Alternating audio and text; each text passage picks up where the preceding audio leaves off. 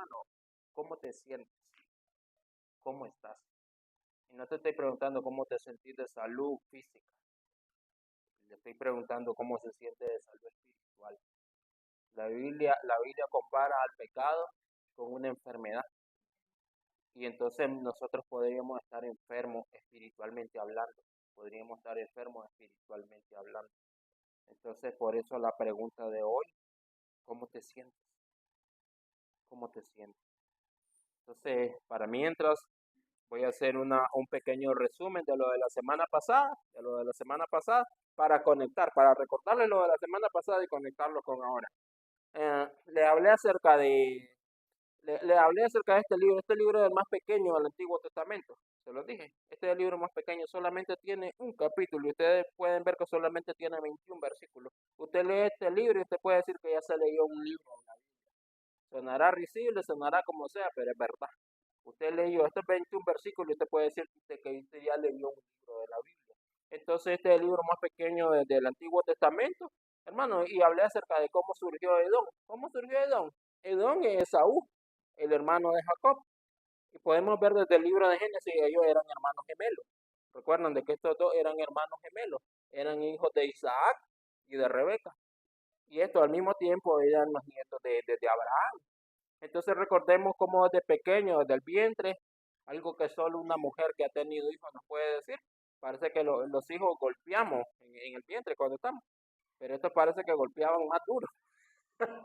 De tal modo que la madre llegó a decir en un momento, ella sintió que desde el vientre, estos chavalos se peleaban desde el vientre, pues le pateaban más duro a la pobre Rebeca, la pateaban más fuerte.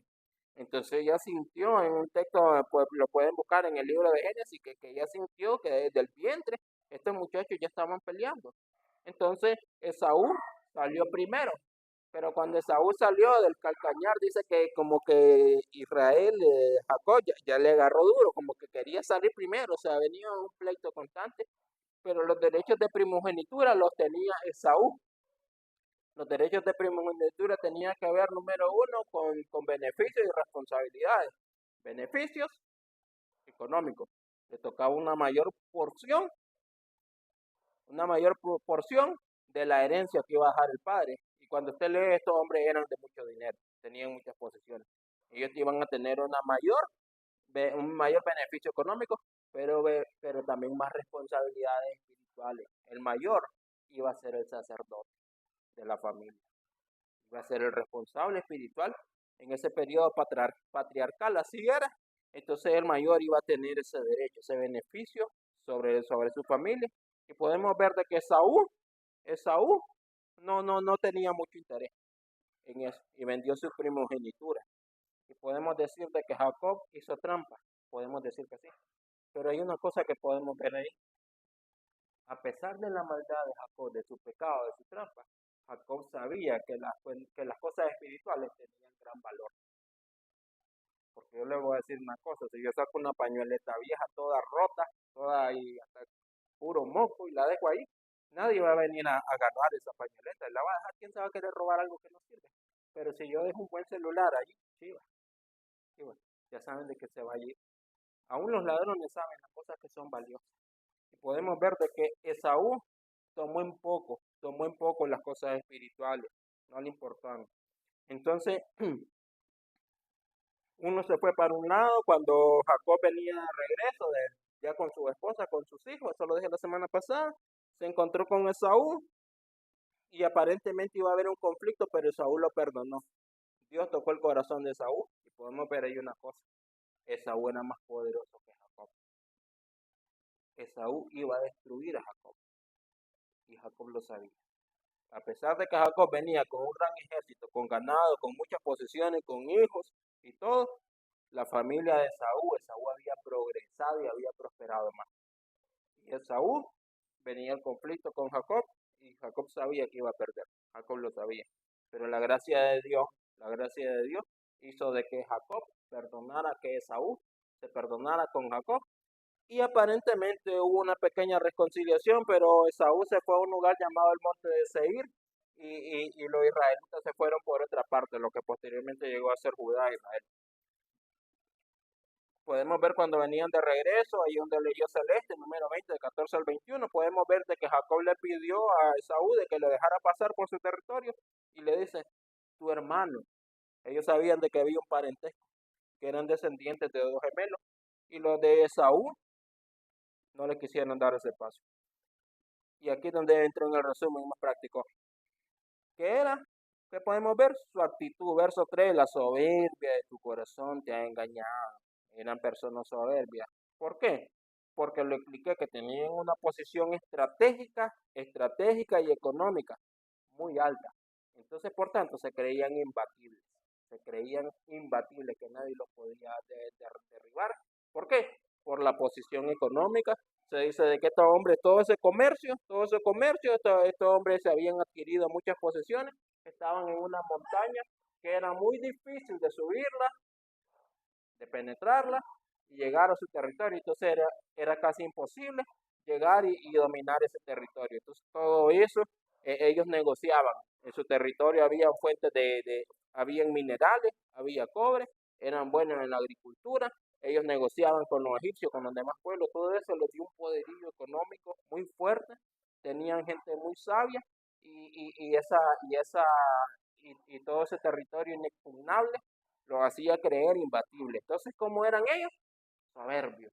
Se sentían demasiado invulnerables. Del versículo 4 al 9 podemos ver su castigo. Del 4 al 9 lo expliqué. ¿Cuál era el castigo? Que dice, si te remontares como la águila, de allí te derribaré, dice Jehová, y van a ser derribados.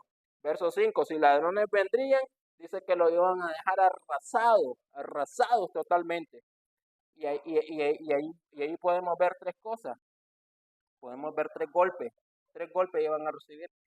Después de tener tanto dinero y creerse tan poderosos, iban a quedar barridos.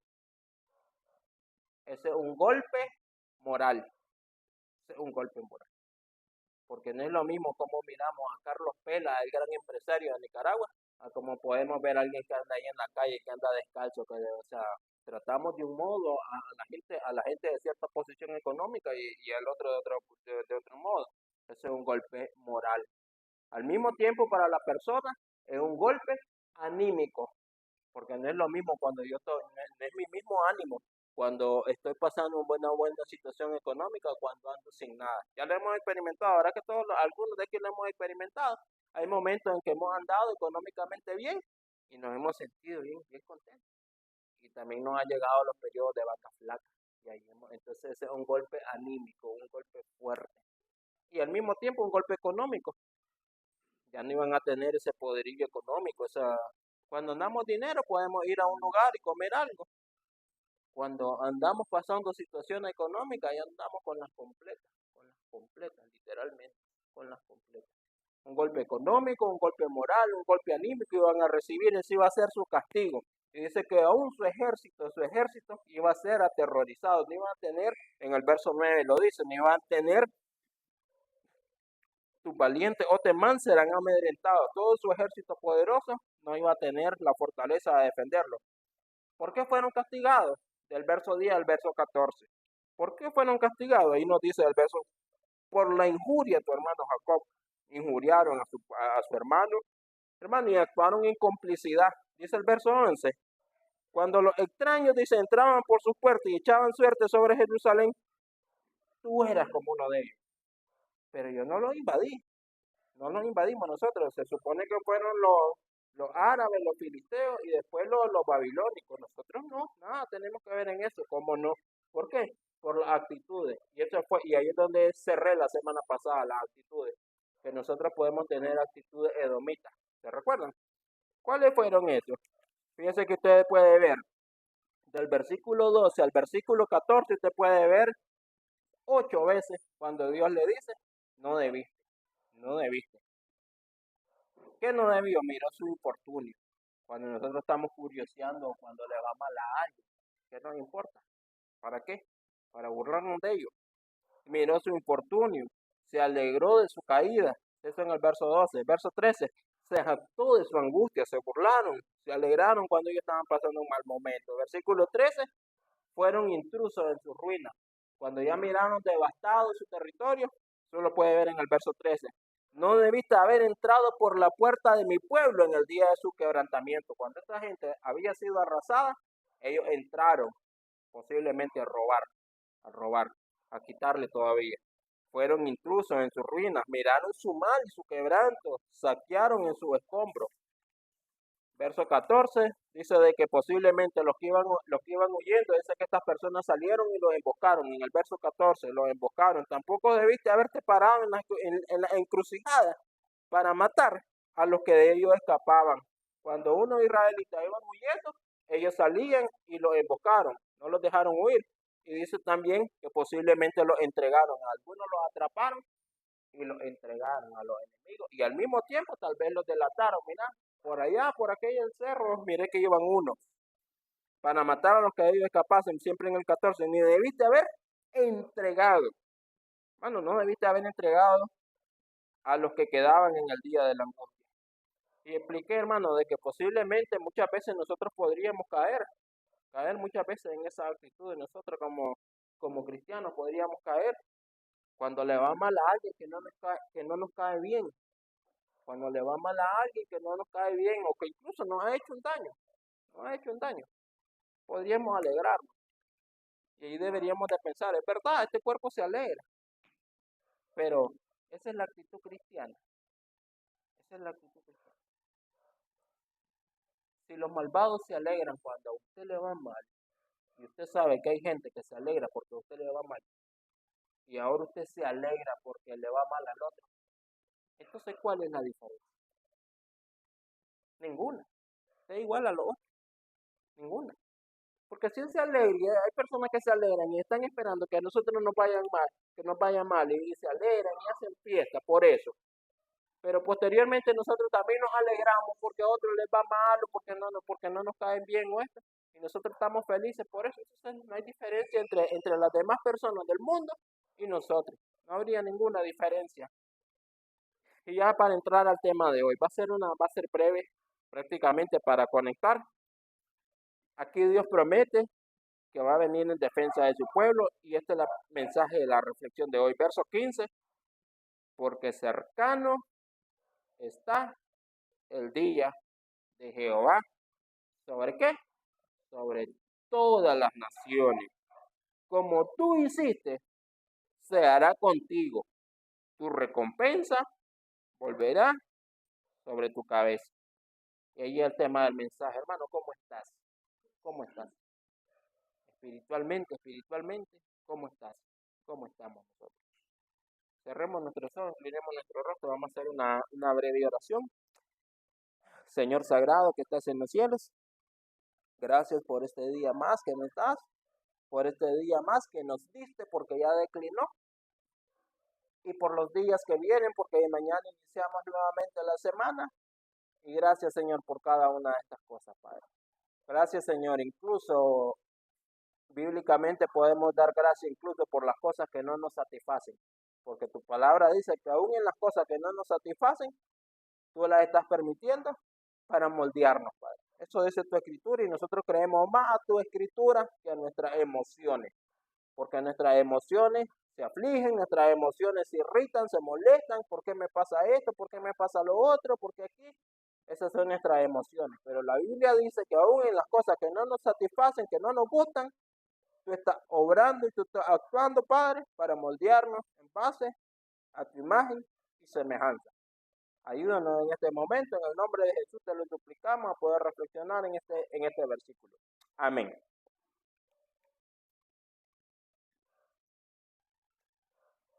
Como tú hiciste, se hará contigo. Igual, como tú hiciste. El día de Jehová está cerca, hermano. ¿Qué es el día de Jehová? Y vamos a buscar unos cuantos textos bíblicos para fortalecer esto. ¿Qué es el día de Jehová? Porque aquí lo dice el verso 15, porque cercano está el día de Jehová sobre todas las naciones, va a ser universal, cercano, el día de Jehová está cercano. Entonces, ¿qué es ese día? Hermano, el día de Jehová es un día de juicio, salvación y exaltación divina. Es un día de juicio, de salvación y exaltación divina. Hermano, ¿sobre quién va a ser este juicio? No, quiero que no cierren el libro de Abdías, le puede poner un papelito aquí y busquemos otros textos, por favor. Hermano, ¿sobre quiénes va a ser este día? Vayámonos a Isaías capítulo 2, versículo 12, por favor. Isaías 2:12. Isaías es fácil de hallarlo, está un poco para atrás y un libro bien grande. Isaías 2:12. ¿Sobre quiénes será este juicio? Miren lo que dice, o escuchen lo que dice Isaías 2:12. Dice de la siguiente manera, si no lo haya, escúchelo, yo se lo leo. Dice lo siguiente, porque el día de Jehová de los ejércitos vendrá sobre quiénes, sobre todo soberbio y altivo, sobre todo enaltecido y será abatido. ¿Cómo estás, hermano? ¿Cómo estás? ¿Cómo estamos? ¿Cómo estamos nosotros? Porque dice que el día de Jehová va a venir sobre todo soberbio. Te pregunto, hermano, ¿será que nosotros podría ser que estemos actuando con soberbia en algunos aspectos de nuestra vida y no lo miramos? ¿Será que nosotros actuamos con soberbia en algunos aspectos de nuestra vida y no lo miramos o no lo queremos ver? Ya más de alguna vez lo he escuchado esto, pero lo volvimos a escuchar con el pastor Córdoba, con los que pudimos ir a la conferencia. Hay personas de que no quieren rendir su vida al Señor porque dice que humildad, que esto, que lo otro. Ay, no. Lo que soy es un soberbio. Que pone excusas y vivir poniendo excusas y excusas y por cualquier cosa pone excusas. Pone excusas para no venir a la iglesia, pone excusas para no venir a Dios. Que porque no me dijeron esto, que porque me dijeron esto, que porque estoy enfermo, que porque esto, que porque no tengo tiempo, que porque tengo que ir aquí, tengo que ir allá. Y para toda cosa estás poniendo excusas para no buscar a Dios. Y muchas veces lo queremos disfrazar o lo queremos ocultar como humildad. Lo queremos ocultar muchas veces como humildad. Hay actitudes soberbias en nosotros que las queremos ocultar y las queremos disimular como humildad. Y aquí dice en Isaías capítulo 2:12, porque el día de Jehová de los ejércitos vendrá sobre todo soberbio y altivo, sobre todo enaltecido, y será abatido. Porque aún en la iglesia, aquí somos una iglesia numéricamente, hablándolo así, numéricamente pequeña. Y hay que hablarlo así, numéricamente. Porque pequeña, no hay iglesia pequeña, no hay iglesia grande, hay iglesias. Y las iglesias son compradas con la sangre de Cristo y tienen igual valor, igual valor.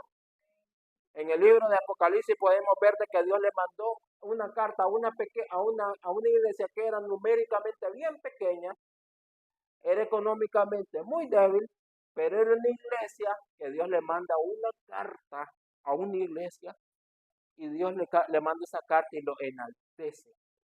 Y Dios le manda una carta a una iglesia que era una iglesia grandísima, era una iglesia soberbia y Dios lo humilla. Espiritualmente hablando, no hay iglesia grande, no hay iglesia pequeña, hay iglesias. Entonces solamente puedo decir, aquí está una iglesia numéricamente hablando, una iglesia numéricamente pequeña. Pero en una iglesia numéricamente hablando grande, se presentan más problemas. El hermano ya lo sabe, el hermano ya lo ha dicho de qué. Hermano, y en una iglesia numéricamente grande hablando, hermano, abunda más que aquí en esta iglesia. Abunda la soberbia, abundan las personas altivas y las personas que son enaltecidas, abundan más. Entonces nosotros tenemos que ver, hermano, porque esta escritura se escribió para nosotros.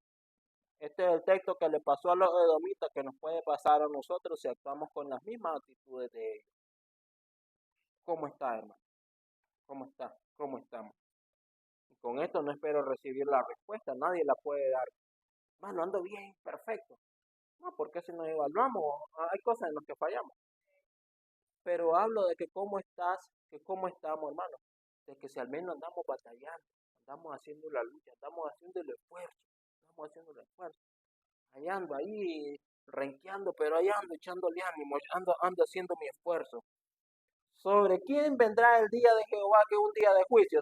Sofonía 1 del 14 al 18. Y ya Sofonía está más difícil de hallarlo, pero está adelante de Abdías. Adelante de Abdías, váyase para adelante Y están unos libros, está el libro de Miqueas, está el libro de Habacuc y está el libro de Sofonías.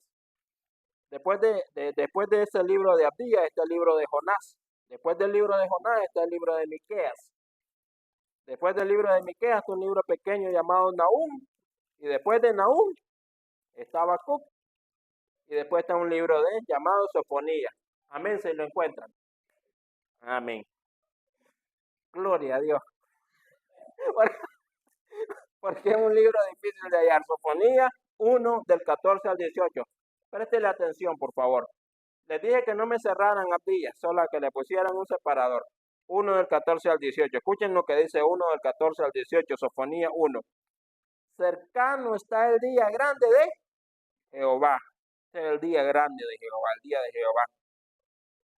Y muy próximo, escuche, es amarga la voz del día de Jehová. Gritará allí el valiente, los más valientes, los más fuertes, los más soberbios. Allí van a doblar sus rodillas de temor. Día de ira, aquel día de angustia y de aprieto, día de alboroto y de asolamiento, día de tiniebla y de oscuridad, día de nublado y de entenebrecimiento, día de trompeta y de algazara sobre las ciudades fortificadas, sobre las altas torres. La trompeta se tocaba en esas ciudades fortificadas, eso se le llamaban los atalayas, tocaban la trompeta que era para anunciar que venía guerra.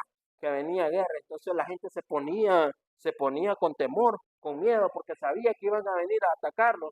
Y ahí tenía que ver la ley del más valiente, quién ganaba, a ver si le podemos hacer frente a ese ejército o si no le hacemos frente. Y contra Dios nadie le puede hacer frente a Dios. Entonces va a ser un día de destrucción para todas esas personas soberbias, para todas esas naciones soberbias. Estoy en el 2.14, creo que me es. Perdón, 1.14. El día de amarga voz, de ira, de 16 días de trompeta y de algazara sobre las ciudades fortificadas y sobre las altas torres. 17. Y atribularé a los hombres y andarán como ciegos. ¿Por qué, hermanos? ¿Por qué? Porque pecaron contra Jehová y la sangre de ellos será derramada como polvo y su carne como estiércol. Escuchen esto. Ni su plata ni su oro podrá librarlos en el día de la ira de Jehová. Ahí el dinero, ahí el poder, ahí la soberbia económica no va a tener cabida. Dice que eso no los va a librar contra Dios. Pues toda la tierra será consumida con el fuego de su celo, porque ciertamente destrucción apresurada hará de todos los habitantes de la tierra. Hermano, ese es el día de Jehová. Y es el día que está anunciado. Y es el día, y es la razón por la cual se predica el Evangelio. Es la razón por la que se predica el Evangelio, porque el día de Dios va a venir. Ese día de Jehová va a venir. En el Nuevo Testamento, este día de Jehová en el Nuevo Testamento se equipara, posiblemente viene a ser el día de Cristo, cuando Cristo va a venir y Cristo va a traer juicio. Hermano, por eso se predica la palabra de Dios y se predica el Evangelio para que las personas escapen de ese juicio. Porque no es lo mismo, en un tribunal hay una parte, muchas veces en un tribunal hay una parte afectada y está la otra parte que es la parte opresora. En un juicio generalmente hay una persona que está libre, que es justa, y hay otra persona que ha hecho el daño. Y viene el juez a hacer justicia. Y si ese juez es justo, como Dios es justo, entonces esa persona que es inocente está alegre, está contenta. ¿Por qué? Porque ese juez va a venir a hacer justicia y va a poner las cosas en su lugar. Y el opresor, el malvado, el que está actuando fuera de la ley, fuera del orden, está con pánico, está con temor. ¿Por qué? Porque sabe que ese juez va a venir a poner el orden y le va a pagar en base a sus consecuencias. Por eso predicamos el Evangelio. Porque lo único que puede librar a los pecadores, nos puede librar de la ira venidera, del juicio de Dios, de que Dios nos pague en base a nuestra maldad, a nuestro pecado, es haber recibido a Cristo como nuestro único y suficiente Salvador. Y esa es la razón de la cual nosotros y las iglesias y los cristianos podemos predicar el Evangelio. Ese es el día de Jehová. ¿Sobre quiénes va a ser este juicio? Porque va a ser un día de juicio para los malvados, para los inocentes también, que se nos hace un juicio. ¿Salvación para quién? Para los que hemos aceptado el señorío del Señor, de Dios, sobre nuestra vida. Y exaltación, exaltar al Señor como nuestro único y Rey soberano. ¿Sobre quién es este juicio? Hermano, y para finalizar el tema del mensaje, ya lo dije, ¿cómo te sientes? ¿Cómo te sientes? Les dije que no cerraran Abdías. ¿Por qué? Porque la segunda parte dice lo siguiente: el día de Jehová está cercano sobre todas las naciones. Como tú hiciste, así como tú hiciste, dice, así como tú hiciste, se hará contigo. Tu recompensa volverá sobre tu cabeza. Hermano, contigo tú vas a recibir la recompensa de tus actos.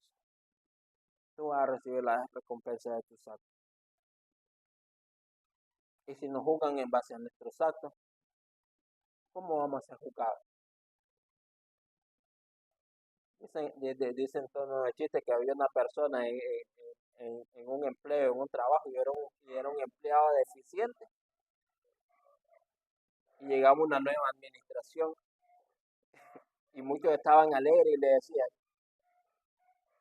viene un nuevo administrador, es un administrador más justo, es un administrador más bueno que ese que se fue, que este que se está yendo porque es malvado. Este sí nos va a pagar en base a nuestra capacidad. Y esa persona que era bien deficiente en el trabajo se queda: tan poquito me van a pagar. Porque sabía que quien le iba a venir en la nueva administración le iba a pagar en base a su capacidad, y él sabía que su capacidad era un empleado deficiente, haragán, no hacía las cosas. Entonces él sabía que si alguien venía y le pagaba en base a su capacidad, no iban a ganar nada. Hermano, similar va a ser este día de Cristo, y similar, esto se le llama la regla de oro, y lo vamos a buscar en Mateo 7:12. Y allá vamos a culminar. La regla de oro enfatiza el trato hacia los demás en base al amor que nos tenemos a nosotros mismos. El trato que tenemos hacia los demás en base al amor que nos tenemos a nosotros mismos. Ya Mateo es más fácil de hallar. Ya salimos de ese dolor de cabeza, de ese libro pequeño de Sofonía, que es difícil de hallarlo. Pero Mateo 7:12, miren lo que dice Mateo 7:12, y a esto se le denomina la regla de oro. La regla de oro dice lo siguiente: así que todas las cosas que queráis que los demás hagan con vosotros, así también haced vosotros con ellos. Miren lo que dice, porque esta es la ley y los profetas. Así como vos querés que te traten, así como vos querés ser tratado, así trata a las demás personas. Entonces aquí viene la pregunta nuevamente, hermano: ¿cómo te sientes? Porque leímos en el libro de Isaías de que Dios va a tratar a los altivos, a los enaltecidos, a los engreídos, a los soberbios. Y en el libro de Sofonías leímos de que cómo va a venir Dios con brazos justos y fuertes a poner orden a la nación. ¿Cómo nos sentimos nosotros? Tratad a los demás, dice la regla de oro, tratad a los demás como queréis que te traten a los demás, como queréis que te traten a vos. Hermano, yo no quiero que me anden calumniando. Yo no quiero que me anden calumniando. Por eso procuro no calumniar a los demás. Hermano, a mí no me gusta que me roben. A mí no me gusta que me roben, no me gusta. ¿A quién le gusta que le roben? Entonces usted no robe a los demás. No le robe a los demás. Hermano, a mí no me gusta que me golpeen. No me gusta que me golpeen, obviamente. Entonces yo no ando golpeando a las demás personas. Yo no ando golpeando. No me gusta que se burlen de mí. Eso es lo que hicieron los edomitas cuando miraron al pueblo de Israel caído. No me gusta que se burlen de mí. Entonces yo tampoco me busco cómo burlarme de las personas. No me gusta que se alegren de mi caída. ¿Qué hicieron los edomitas cuando miraron al pueblo caído? Hicieron festejo, hicieron algarabía, se jactaron, Mira, porque había un resentimiento con el pueblo de Dios. A mí no me gusta que se alegren de mi caída. Mano, procuremos tener misericordia y no nos alegremos cuando al otro le va mal o a la otra persona le va mal. Pidámosle a Dios. Señor, hay sentimientos malos en mí. Hay sentimientos malos en mí. Ayúdame a cambiarlos. Ayúdame a cambiarlos. No me gusta que me sirvan de tropiezo. No me gustaría que me sirvan de tropiezo. Y aquí tenemos que tener mucho cuidado. Todos tenemos que tener mucho cuidado. Procuremos no servir de tropiezo a las demás personas. ¿Oyeron? Procuremos no servir de tropiezo a las demás personas. Hoy se bautizaron, gracias a Dios, estos jovencitos. Procuremos no ser un mal ejemplo para ellos, que podamos desanimarlos. Procuremos, como dijo el pastor, ay, sos cristiano. Tal vez porque cometieron un error o fallaron. Ay, sos cristiano. Ah, con eso que vos nunca te has equivocado, es porque sos cristiano. Entonces puedes juzgar a los demás. Entonces podemos servir de tropiezo a otras personas. Podemos servir de tropiezo a otras personas que muchas veces se alejan de la iglesia y se podrían alejar por culpa de actitudes o comportamientos necios. Si las personas ya se van porque ponen excusa o esto y lo otro, ya nosotros podemos decir, estamos libres de ese pecado. Estamos libres de ese pecado. Yo no recuerdo haberle hecho nada, yo no he hecho nada. Pero nosotros procuremos no ser piedra de tropiezo. A mí no me gusta que los demás me sirvan de piedra de tropiezo. Yo voy a procurar no servir de piedra de tropiezo a los demás. Y en mis calamidades o dificultades, tal vez emocionales, me gustaría apoyo. En mis dificultades emocionales, en mis calamidades emocionales, me gustaría apoyo. Apoye usted también cuando mire que alguien está pasando una dificultad. Apóyelo. Porque la regla de oro dice tratar como querés que sea tratado. Se murió un familiar de alguno de ustedes y yo tengo la posibilidad de ir o tenemos la posibilidad de ir o usted está dolido o está golpeado porque falleció o bueno, entonces nosotros procuremos ser apoyo para esas personas, así como nosotros quisiéramos apoyo para nosotros. Porque tampoco nosotros vamos a esperar lo que no nos hemos ganado. Entonces esa es la regla de oro. Tratar a los demás como te querés que te traten a vos. Porque si vos no lo tratás como te gustaría que te traten a vos, no podés esperar que los demás te traten así a vos tampoco. No podés esperar. ¿Sabes? Cuando estaba allá en Libertad, habían unos señores que poco llegaban a la iglesia. De pronto ni llegaban, ya de último ni llegaban. No llegaban. Ya eran dos señores, ya un señor bastante mayor. Y falleció la esposa de este anciano. Y pocos de libertad fueron. Pocos de libertad fueron. Y alguien se enojó, nos regañó y alguien se enojó porque no habíamos ido, que esto, que lo otro. Y aparte que me molestó el regaño, también me puse a reflexionar. Hermano, pero si es que él tampoco se ganó el apoyo de la iglesia, si él ni venía. Ni venía, ¿cómo va a querer que la iglesia vaya y todo y lo apoye y él tampoco lo hacía? Como querés que te traten, también trata vos, eso es la regla de oro. También hay que aplicarlo de esa manera. Pero si él ni venía, yo era maestro de él, así como soy maestro de ustedes, ahí hay varias clases, yo era maestro de los adultos y hay algo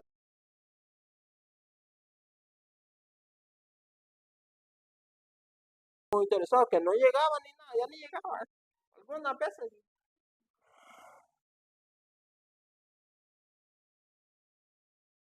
ya no sé qué, que esto, que lo otro. Pero era un señor, algunos tal vez lo conocerán, que ahí andaba en una mototaxi, ahí andaba vendiendo pan. Y no fallaba para ir a vender pan, no fallaba. Quiere decir que para andar vendiendo pan solo para los reales, ahí sí no le delío o se aguantaba. Pero para buscar de Dios, llegar y congregarse, ay, ahí se le dolía, no podía. Entonces es mentira. No podés obtener aquello que vos no has dado. La regla de oro dice, si querés que te traten de bien, vos tratá bien. Así como querés que te traten, así debes vos tratar. Entonces en ese momento me sentí un poco molesto porque dije, es verdad, la iglesia, muchos no, ni yo fui, pero es que tampoco no se ganaban, no se lo ganaron, no llegaban, se perdían de la iglesia, se perdían de la congregación. Entonces, ¿cómo iban a hacer el amor en los demás para llegar y apoyar? ¿Cómo está, hermano? ¿Cómo estamos?